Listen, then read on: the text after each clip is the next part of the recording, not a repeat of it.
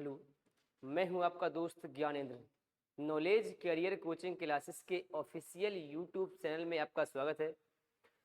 प्यारे बच्चों, आज हम पढ़ने वाले हैं कक्षा 11वीं का अध्याय 2। अध्याय 2 का नाम है सरल रेखा में गति, motion in a straight line. Motion in a straight line, ठीक है। इसमें एक टॉपिक है वेग समय ग्राफ। वेग समय ग्राफ किसे कहते हैं? वेग समय ग्राफ में सिद्ध कीजिए कि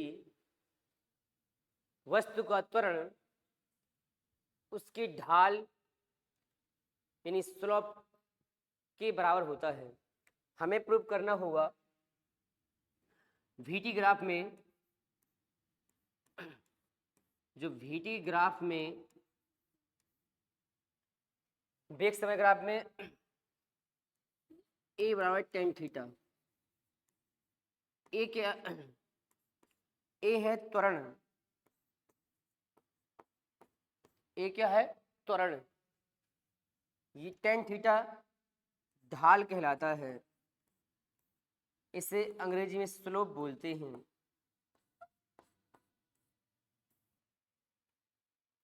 आज हम ये पढ़ने वाले हैं। इसके बाद हम पढ़ेंगे गति के समीकरणों की व्युत्पत्ति ग्राफी विधि से, फिर हम पढ़ेंगे समाकलन विधि से। ठीक है, स्टार्ट करते हैं।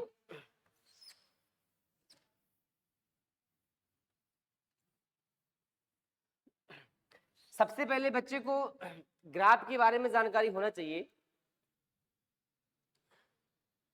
क्या होता है जब बच्चा 10th पास करता है, 11th में आता है, तो ग्राफ से उसे बहुत डर लगता है। क्यों? वजह इसकी ये है कि पिछली कक्षा में ग्राफ के इतना तो सवाल लगाता है और ना एग्जाम में ज़्यादा सवाल आते हैं, बट ऐसी मानसिकता खराब हो जाती है, इसलिए बच्चे ग्राफ में कमज़ोर हो जाते हैं।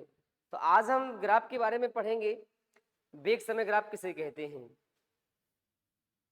क्वेश्चन ये रहेगा, वेग समय ग्राफ किसे कहते हैं? वेग समय ग्राफ किसे कहते हैं? वेग समय ग्राफ में सिद्ध कीजिए कि वस्तु का त्वरण उसके ढाल के बराबर होता है, या प्रवणता। देखिए,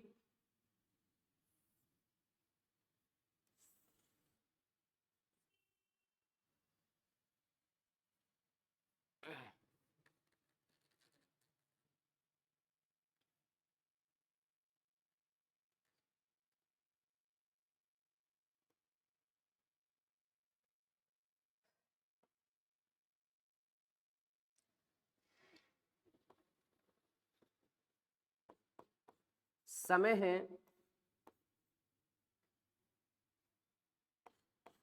समय को एक्स अक्ष से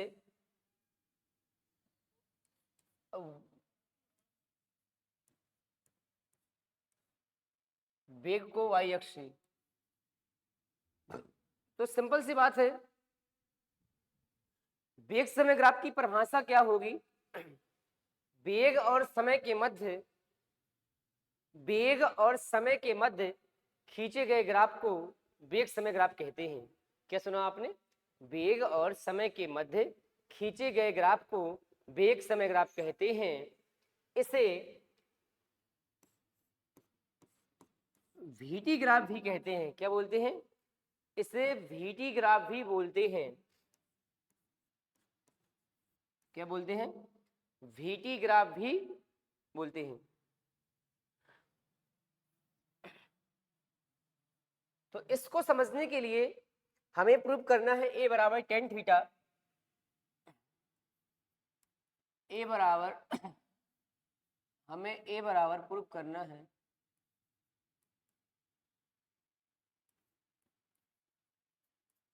टेन थीटा।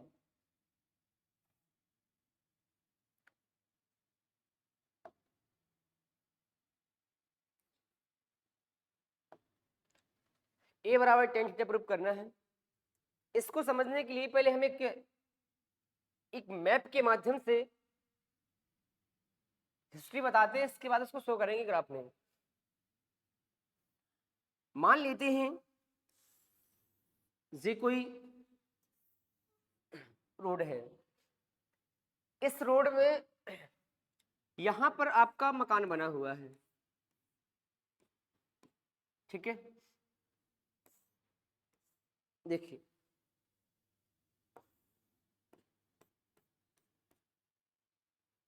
और मकान के जस्ट बगल से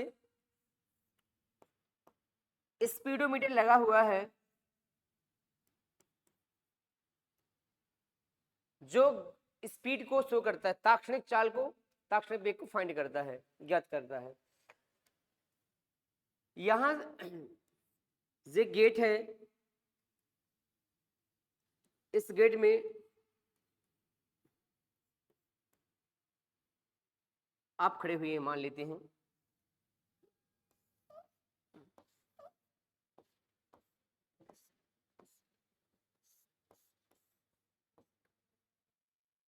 ये कोई बस यहां से निकलती है, ये बस यहां से निकलती है, तो आपने इस बस को देखा, इस बस को आपने देखा, तो बस को आपने चलती हुई देखा, बस को आपने चलती हुई देखा, तो ये बस की जो बस का प्रारंभिक वेग रहा होगा, प्रारंभिक वेग u, प्रारंभिक वेग 0 इसलिए नहीं लिया क्योंकि बस को आपने कुछ स्पीड से देखा था, बस को आपने कुछ स्पीड से देखा था। इसके बाद टाइम 0, यहां से टाइम स्टार्ट होता है और स्थिति यानी पोजीशन x0, ये कंडीशन यहां बनती है।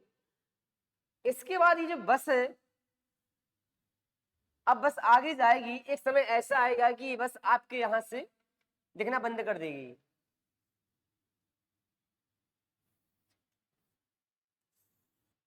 ये बस यहां दिखना बंद कर देगी। एक समय ऐसा आएगा कि बस दिखना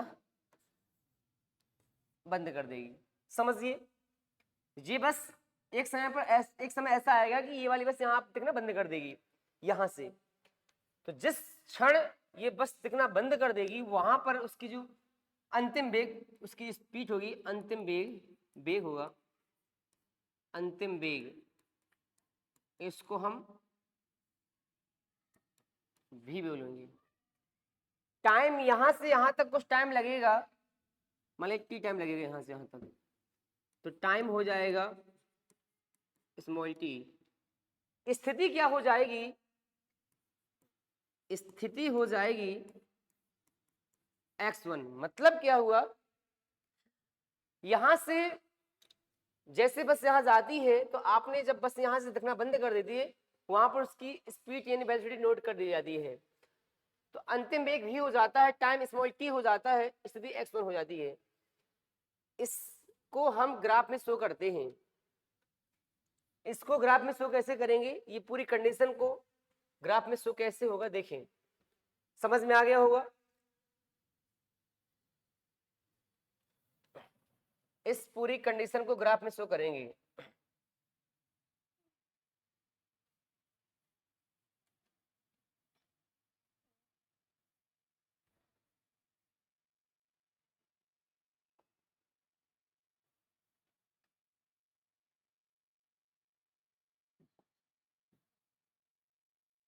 इस पूरी कंडीशन को ग्राफ में शो करेंगे। देखिए,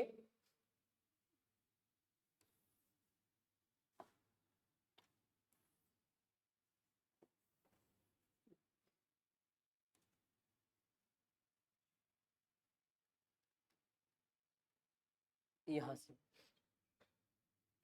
0 से स्टार्ट करेंगे, ये x एक्सिस है, ये y एक्सिस है। सबसे पहले आपने जब वस्तु को देखा था, ऑब्जेक्ट को देखा था तो स्मॉल यू वेग से फेंका था, मतलब स्मॉल उसका वेग स्मॉल यू था। अब मैं जी आपका वी, क्योंकि वी है, आप सोचेंगे कि जीरो से स्टार्ट क्यों नहीं कर रहे हैं। क्या आपने जब बस को देखा था तो बस क्या विरामावस्था में थी क्या? नहीं, बस की कुछ स्पीड थी, इसलिए वेग हम जीरो से नहीं स्टार्ट करेंगे, वेग यू है। टाइम जीरो से स्टार्ट होगा, या इसके बाद जब बस, अब मैं आपसे पूछूं इसके कोऑर्डिनेट निर्देश क्या होंगे?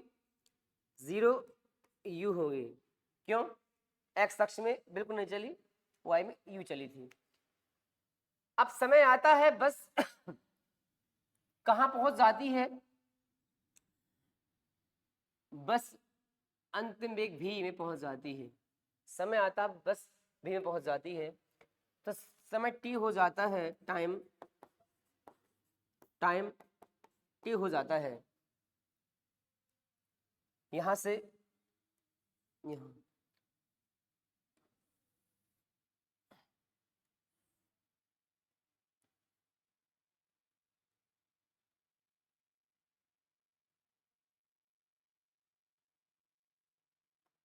देखिए इसके निर्देशांक क्या होंगे? इसके निर्देशांक होंगे टी और वी दोनों। ये आपकी प्रारंभिक स्थिति है, ये आपकी अंतिम स्थिति है। क्या बेटा? ये आपकी प्रारंभिक स्थिति है, ये आपकी अंतिम स्थिति है। दोनों को मिलाएंगे तो प्रारंभिक स्थिति और अंतिम स्थिति के बीच की डिस्टेंस को विस्थापन कहते हैं। ये है ढाल, इसे बोलते टेन थीटा। इसी को अंग्रेजी में स्लोप बोलते हैं, स्लोप, प्रवणता। यहां से एक्स एक्सिस में ऐसे मिला लीजिए,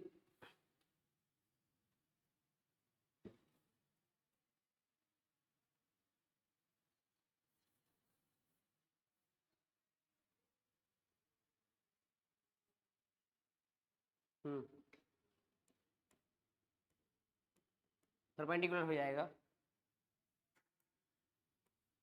एंगल थीटा है। जे स्मॉल टी होगा, ये भी टी होगा। यहां से यहां तक कितना होगा? ये यू होगा, ये पूरा वी है। अब मैं इस डायग्राम को यहां पर बना दूं, समझ में आ जाएगा।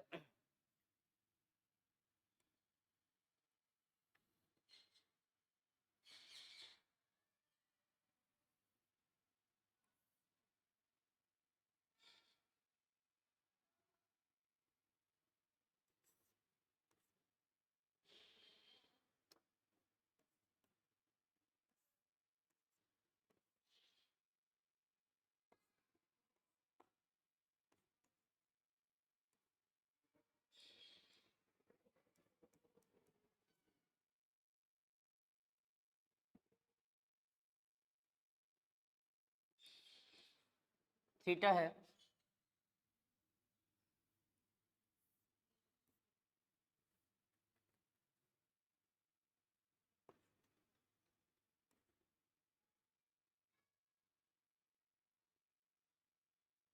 ये आपका यू है,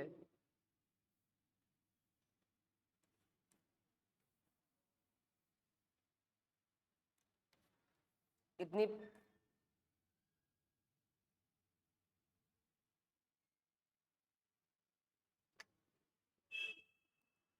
ये आपका पूरी वी है।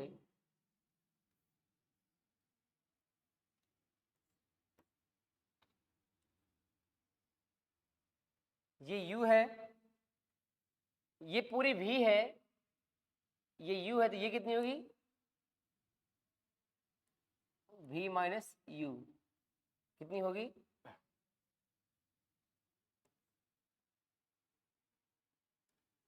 We minus U. ये आपकी ढाल है,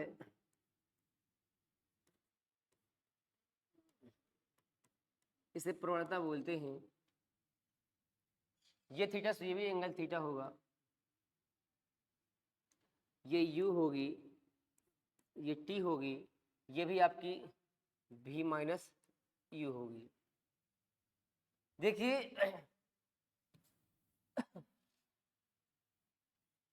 लैंग्वेज कैसे लिखेंगे, बहुत आसान है। माना कोई वस्तु एक समान त्वरण स्मॉल a से गतिमान है। माना कोई वस्तु एक समान त्वरण स्मॉल a से गतिमान है।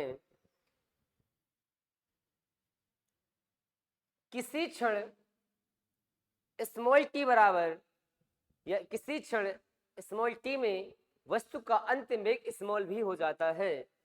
इतनी सी लैंग्वेज लिखनी है आपको। देखिए सबसे पहले आपको ट्रायंगल समकोण त्रिभुज,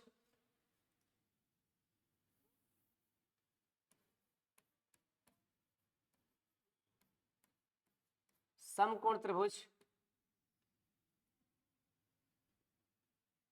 BCE में, BCE में देखें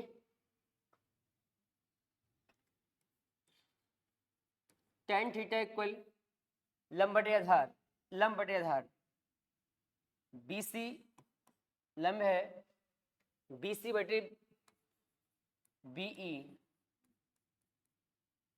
tan थीटा BC कितनी होगी, V minus you, V minus U, ये T होगी। तो tan थीटा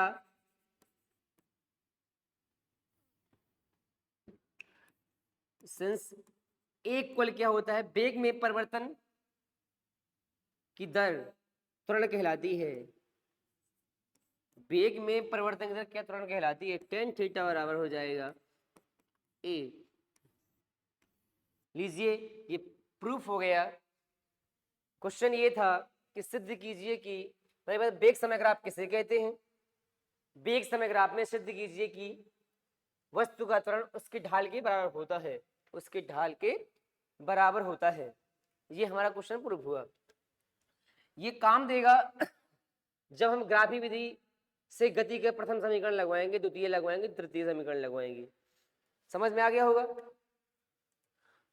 अब हम स्टार्ट करते हैं गति का प्रथम समीकरण ग्राफी विधि से। समझ में आ गया होगा, नोट कर सकते हैं इसको।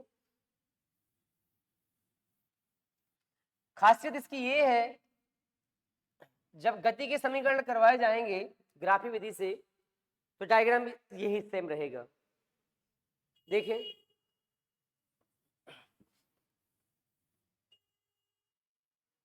गति का प्रथम समीकरण करवाते हैं ग्राफी विधि से।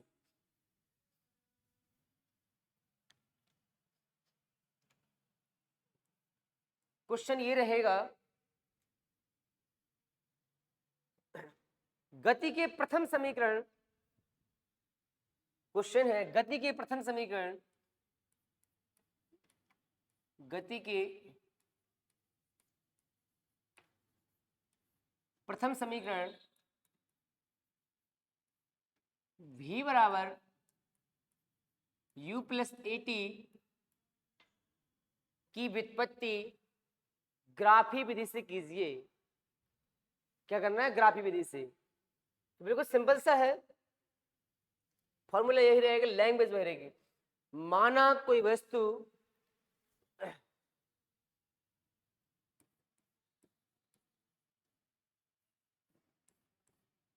माना कोई वस्तु, लैंग्वेज में क्या लिखेंगे, माना कोई वस्तु एक समान त्वरण स्मॉल a से गतिमान है।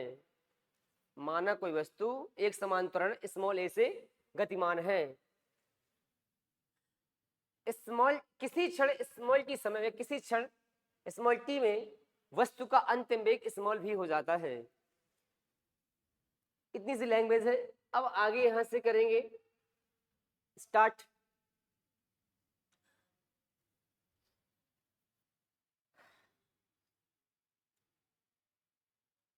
समकोण त्रिभुज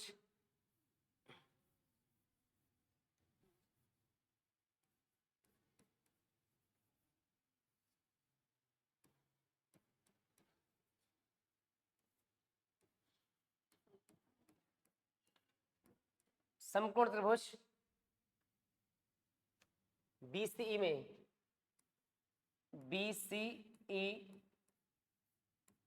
में समकोण त्रिभुज BCE में फॉर्मूला होता है tan थीटा बराबर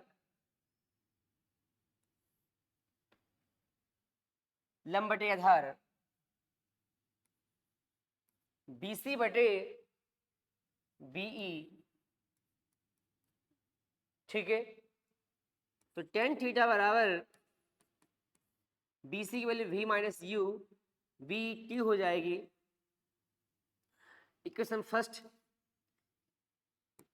चूंकि हम जानते हैं वेग समय ग्राफ से, वेग समय ग्राफ से A बराबर tan थीटा, जहां लिखा है tan थीटा वहां A कर दीजिए, V माइनस यू बटे टी, इसका क्रॉस मल्टी कर देंगे।